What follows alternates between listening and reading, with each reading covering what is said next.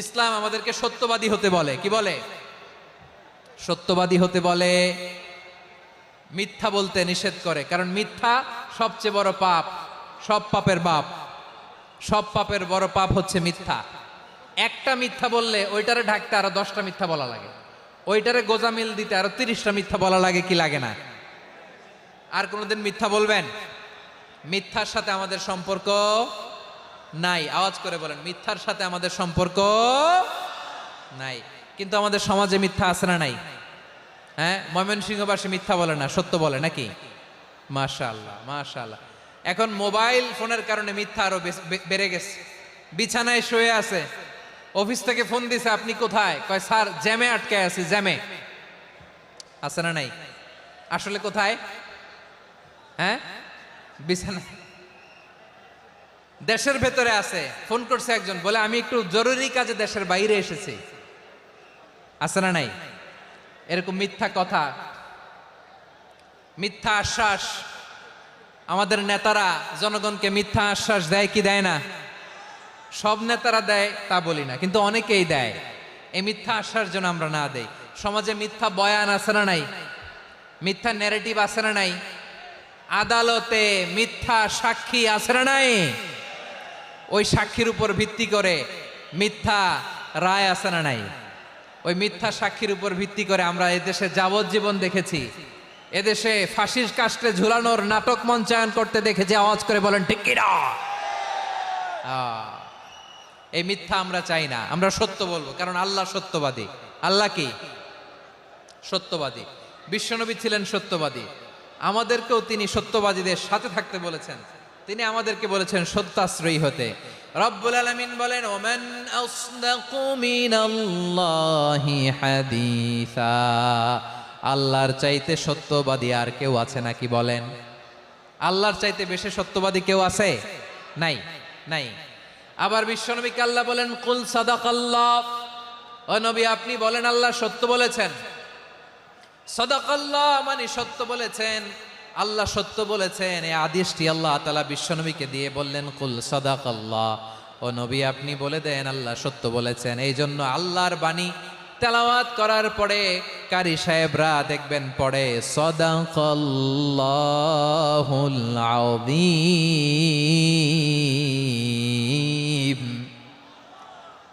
কোরআন তেলাওয়াতের পরে কারি সাহেবরা বলে না সাদাকাল্লাহুল আযীম।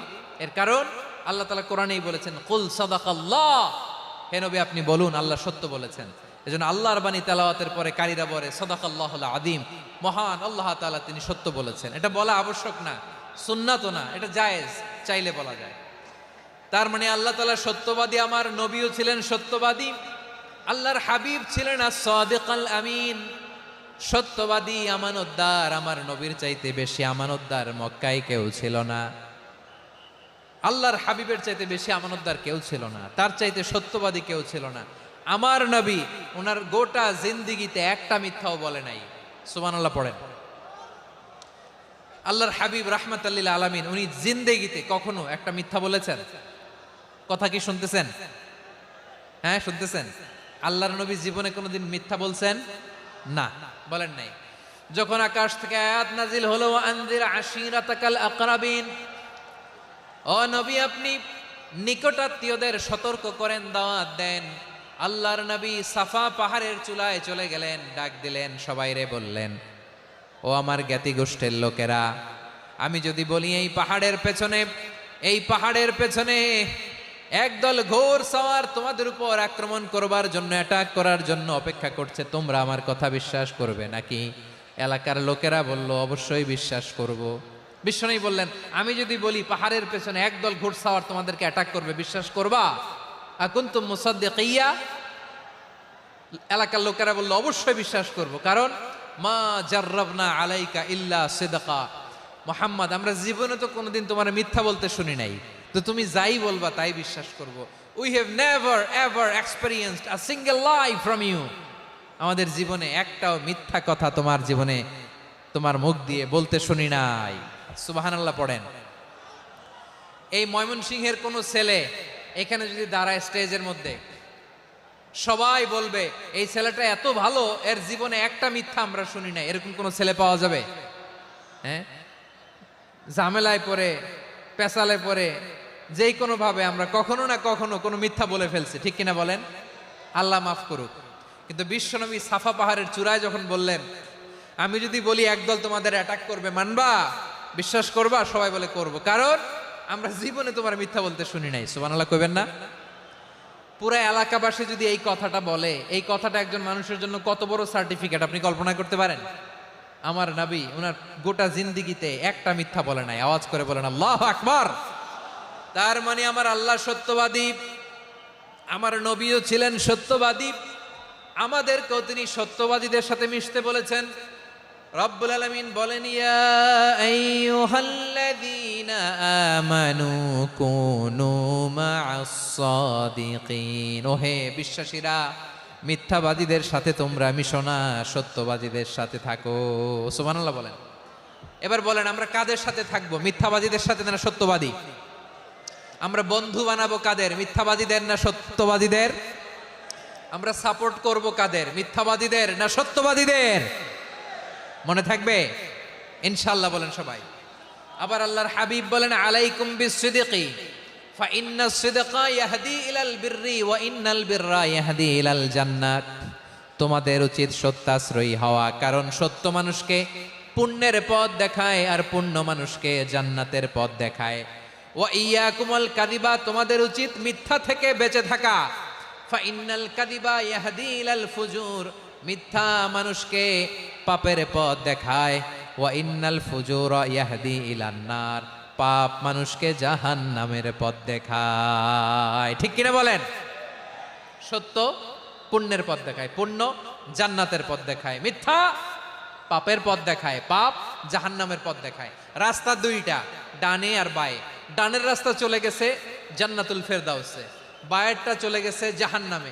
এবার দ্য ডিসিশন ইজ ইয়োর, সিদ্ধান্ত আপনার, আপনি কোন রাস্তায় চলবেন, ডানে না বায়ে? আওয়াজ করে, ডানে না বায়ে? এজন্য আল্লাহ বলেন, আস-সাদিকিনা ওয়াস-সাদিকাতি, সত্যবাদী নারী ও পুরুষকে আমি বড্ড পছন্দ করি। কয়টা গেল?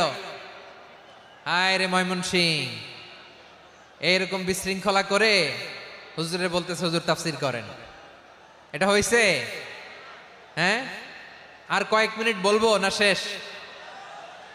মুনাজাত করে ফেলি। দুই ভাগ হয়ে গেছে, এক ভাগ কয় করেন, আরেক ভাগ কয় চালান। দেখি কাদের গলায় জোর বেশি। এখনই মুনাজাত হবে, এটার পক্ষে যারা, এরা তাকবীর দেন। এখনই মুনাজাত হবে, তাকবীর দেন, লিল্লাহে তাকবীর।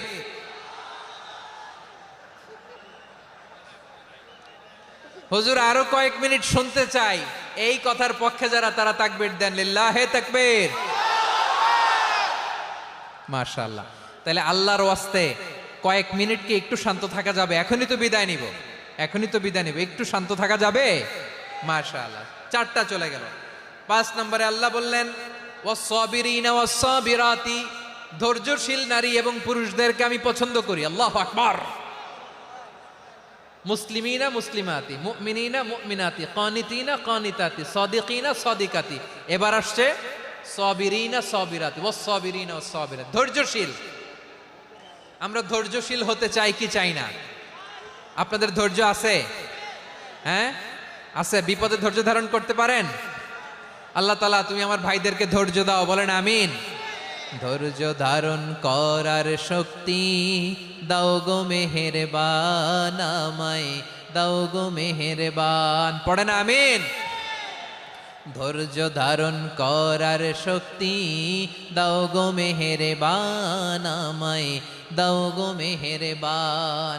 বুকের ভেতর ব্যথার নদী বইছে অবিরাম, বইছে বইছে অবিরাম। সবাই পড়ুন, ধৈর্য ধারণ করার শক্তি দাও গো মেহেরবান, আমায় দাও গো মেহেরবান।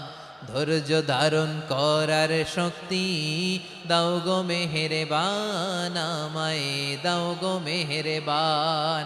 বুকের ভেতর ব্যথার নদী বইছে অবিরাম, পড়েন আমিন। তাহলে আল্লাহ তাআলা বললেন, সাবিরিনা ওয়াস-সাবিরাতি, ধৈর্যশীল নারী এবং পুরুষকে আমি আল্লাহ বড্ড পছন্দ করি। ওয়াস্তাঈনু বিস-সাবরি ওয়াস-সালাহ ওয়া ইন্নাহা লাকাবীরাতুন ইল্লা আলাল খাশিঈন। আল্লাহ বলে যখন বিপদে পড়বা সালাত এবং সবর দিয়ে আমার কাছে সাহায্য চাইবা। বিপদ আসলেই রাহমাতাল লিল আলামিন জায়নামাজে দাঁড়ায় যেতেন। আমরা বিপদ আসলে কি করি? হায় হুতাশ, ফেসবুকে স্ট্যাটাস দেই, ঠিক কিনা? ফেসবুকে শেয়ার দেই, বিপদ আসলে বন্ধুর সাথে শেয়ার দেয়ার